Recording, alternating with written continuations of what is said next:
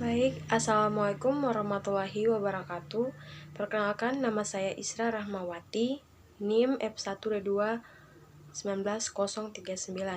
Di sini saya akan mempresentasikan tentang judul PowerPoint saya, yaitu tentang pengaruh konsentrasi imobilisasi sel Saccharomyces cerevisiae pada pembuatan bioetanol dari nira nipah. Sel Saccharomyces cerevisiae. Saccharomyces cerevisiae merupakan organisme penghasil amilase yang cukup berpotensi.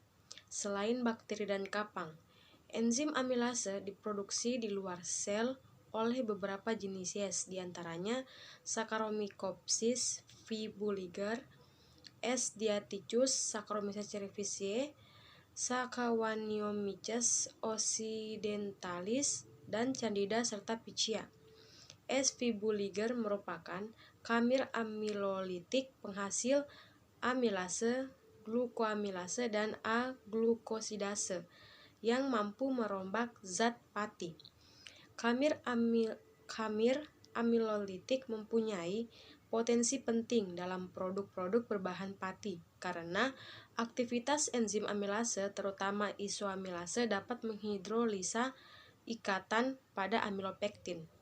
Kamir amilolitik berperan dalam memproduksi etanol, dan biomasa kamir berasal dari bahan yang mengandung zat pati dan fermentasi beras untuk memproduksi minuman dan makanan berkarbohidrat rendah. Bioetanol.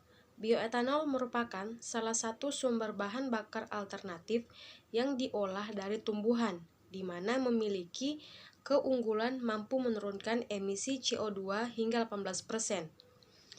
Ada 3 kelompok tanaman sumber bioetanol. Diantaranya, pertama, tanaman yang mengandung pati seperti singkong, kelapa sawit, tengkawang, kelapa, kapuk, jarak pagar, rambutan, sirsak, malapari, dan nyamplung. Kedua, bergula, diantaranya tetes tebu atau molase, nira aren, nira tebu, dan nira sorghum manis.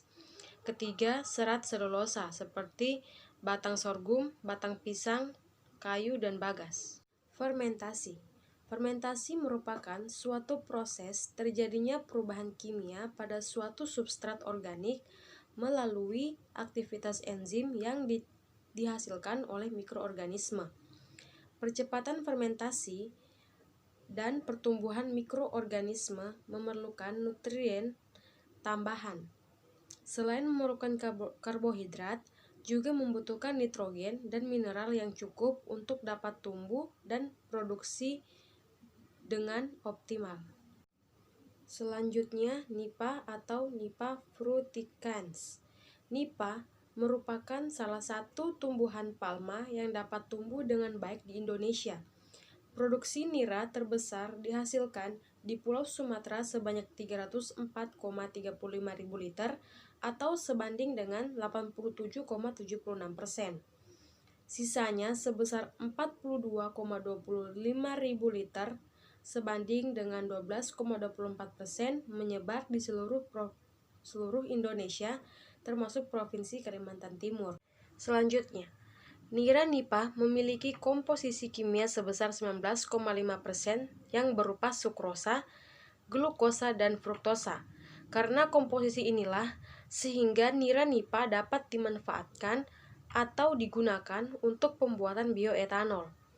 Saccharomyces cerevisiae mampu mengkonversi hampir 50% gula untuk dijadikan alkohol atau lebih dari 90% dari hasil teoritis sekitar 50 jam fermentasi. Teknik imobilisasi sel menyebabkan terjeratnya dalam suatu matriks atau membran. Imobilisasi sel bertujuan untuk membuat sel menjadi tidak bergerak atau ruang geraknya berkurang sehingga sel menjadi terhambat pertumbuhannya dan substrat yang diberikan hanya digunakan untuk menghasilkan suatu produk. Selanjutnya, proses fermentasi dilakukan beberapa langkah kerja pada pembuatan bioetanol dengan nira. Tahap pertama yaitu tahap pembuatan media starter. Media starter dibuat dari ragi kering Saccharomyces cerevisiae yang ditumbuhkan pada media mengandung ester ragi, glukosa, dan lain-lainnya. Tahap kedua, pembuatan sel imobil Saccharomyces cerevisiae. Pengimobil yang digunakan adalah Na-alginat konsentrasi 2% dan CaCl2 3%. Mencampurkan starter Saccharomyces cerevisiae 10%, niranipa 70%, dan Na-alginat 20%. Langkah ketiga ialah tahap fermentasi atau batch Saccharomyces cerevisiae, di mana dipisahkan dan digunakan sebagai starter media atau sel imobil fermentasi bioetanol. Slide selanjutnya itu grafik hubungan antara jumlah sel dengan konsentrasi sel imobil Saccharomyces cerevisiae. Pengaruh konsentrasi imobilisasi sel Saccharomyces cerevisiae terhadap jumlah sel terlihat semakin tinggi konsentrasi sel imobilisasi, maka jumlah sel yang terdapat dalam medium fermentasi semakin banyak. Terlihat pada gambar di atas kondisi tanpa imobilisasi sel atau sel bebas.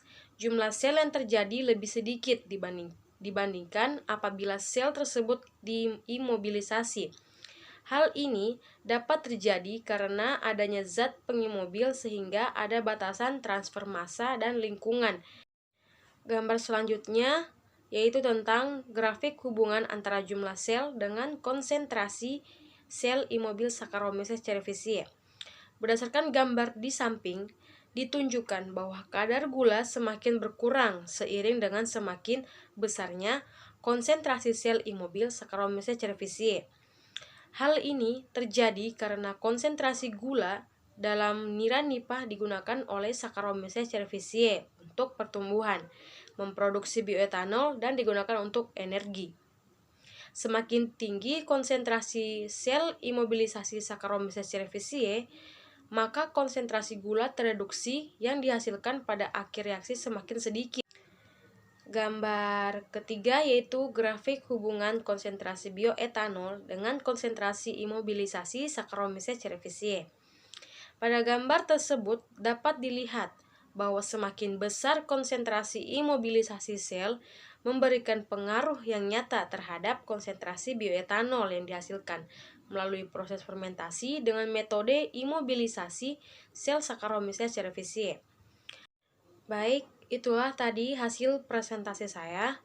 Kurang dan lebihnya mohon dimaafkan. Wassalamualaikum warahmatullahi wabarakatuh.